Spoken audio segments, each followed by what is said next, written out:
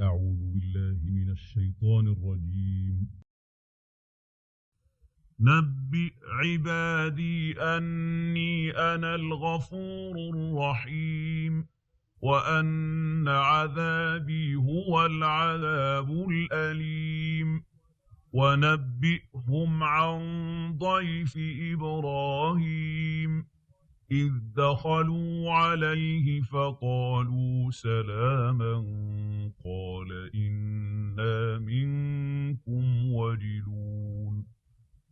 قالوا لا توجل إنا نبشرك بغلام عليم. قال أبشرتموني على أن مسني الكبر فبم تبشرون. قالوا بشرناك بالحق فلا تكن من القانطين. قال ومن يقنط من رحمة ربه إلا الضالون. قال فما خطبكم أيها المرسلون. قالوا إنا أرسلنا إلى قوم مجرمين إلا آل لوط إنا لمنجوهم أجمعين إلا امرأته قدرنا إنها لمن الغابرين. فلما جاء آل لوط المرسلون قال إنكم قوم منكرون. قالوا بل جئناك بما كانوا فيه يمترون وأتيناك بالحق وإنا لصادقون. فأسر بأهلك بقطع من الليل واتبع أدبارهم ولا يلتفت منكم أحد وامضوا حيث تؤمرون. وقضينا إليه ذلك الأمر أن دابر هؤلاء مقطوع مصبحين. وجاء أهل المدينة يستبشرون قال إن هؤلاء ضيفي فلا تفضحون واتقوا الله ولا تخزون. قالوا أولم ننهك عن العالمين. قال هؤلاء بناتي إن كنتم فاعلين. لعمرك إنهم لفي سكرتهم يعمهون. فأخذتهم الصيحة مشرقين فجعلنا عاليها سافلها وأمطرنا عليهم حجارة من سجيل إن في ذلك لآيات للمتوسمين. وإنها لبسبيل مقيم إن في ذلك لآية للمؤمنين. وإن كان أصحاب الأيكة لظالمين فانتقمنا منهم وإنهما لبإمام مبين. ولقد كذب أصحاب الحجر المرسلين وآتيناهم آياتنا فكانوا عنها معرضين. وكانوا ينحتون من الجبال بيوتا آمنين فأخذتهم الصيحة مصبحين فما أغنى عنهم ما كانوا يكسبون وما خلقنا السماوات والأرض وما بينهما إلا بالحق وإن الساعة لآتية فاصفح الصفح الجميل إن ربك هو الخلاق العليم ولقد آتيناك 7 من المثاني والقرآن العظيم لا تمدن عينيك إلى ما متعنا به أزواجا منهم ولا تحزن عليهم واخفض جناحك للمؤمنين وقل إني أنا النذير المبين كما أنزلنا على المقتسمين الذين جعلوا القرآن عضين فوربك لنسألنهم أجمعين عما كانوا يعملون فاصدع بما تؤمر وأعرض عن المشركين إنا كفيناك المستهزئين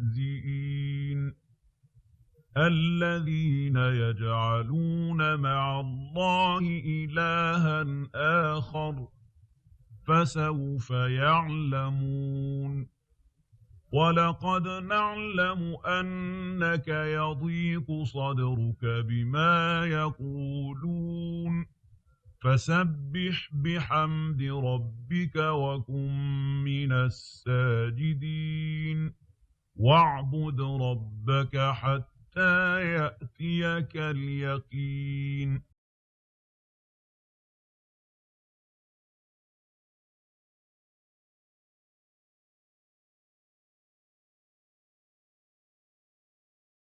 بسم الله الرحمن الرحيم أتى أمر الله فلا تستعجلوه سبحانه وتعالى عما يشركون ينزل الملائكة بالروح من أمره على من يشاء من عباده أن أنذروا أنه لا إله إلا أنا فاتقون خلق السماوات والأرض بالحق تعالى عما يشركون خلق الإنسان من نطفة فإذا هو خصيم مبين والأنعام خلقها لكم فيها دفء ومنافع ومنها تأكلون ولكم فيها جمال حين تريحون وحين تسرحون وتحمل أثقالكم إلى بلد لم تكونوا بالغيه إلا بشق الأنفس إن ربكم لرؤوف رحيم والخيل والبغال والحمير لتركبوها وزينة ويخلق ما لا تعلمون وعلى الله قصد السبيل ومنها جائر ولو شاء لهداكم أجمعين هو الذي أنزل من السماء ماء لكم منه شراب ومنه شجر فيه تسيمون ينبت لكم به الزرع والزيتون والنخيل والأعناب ومن كل الثمرات إن في ذلك لآية لقوم يتفكرون وسخر لكم الليل والنهار والشمس والقمر والنجوم مسخرات بأمره إن في ذلك لآيات لقوم يعقلون وما ذرأ لكم في الأرض مختلفا ألوانه إن في ذلك لآية لقوم يذكرون وهو الذي سخر البحر لتأكلوا منه لحما طريا وتستخرجوا منه حلية تلبسونها وترى الفلك مواخر فيه ولتبتغوا من فضله ولعلكم تشكرون وألقى في الأرض رواسي أن تميد بكم وأنهارا وسبلا لعلكم تهتدون وعلامات وبالنجم هم يهتدون أفمن يخلق كمن لا يخلق أفلا تذكرون وإن تعدوا نعمة الله لا تحصوها إن الله لغفور رحيم والله يعلم ما تسرون وما تعلنون والذين يدعون من دون الله لا يخلقون شيئا وهم يخلقون أموات غير أحياء وما يشعرون أيان يبعثون إلهكم إله واحد فالذين لا يؤمنون بالآخرة قلوبهم منكرة وهم مستكبرون لا جرم أن الله يعلم ما يسرون وما يعلنون إنه لا يحب المستكبرين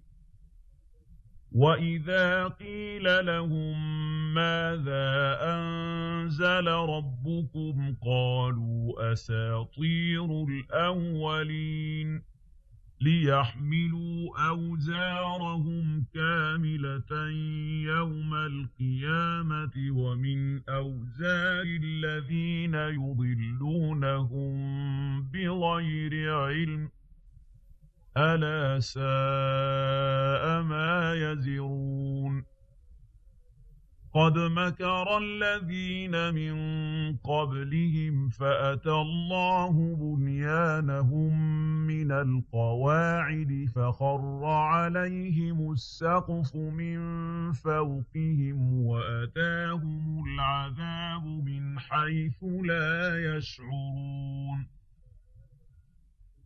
ثم يوم القيامة يخزيهم ويقول أين شركائي الذين كنتم تشاقون فيهم قال الذين أوتوا العلم إن الخزي اليوم والسوء على الكافرين الذين تتوفاهم الملائكة ظالمي أنفسهم فألقوا السلم ما كنا نعمل من سوء بلى إن الله عليم بما كنتم تعملون فادخلوا أبواب جهنم خالدين فيها فلبئس مثوى المتكبرين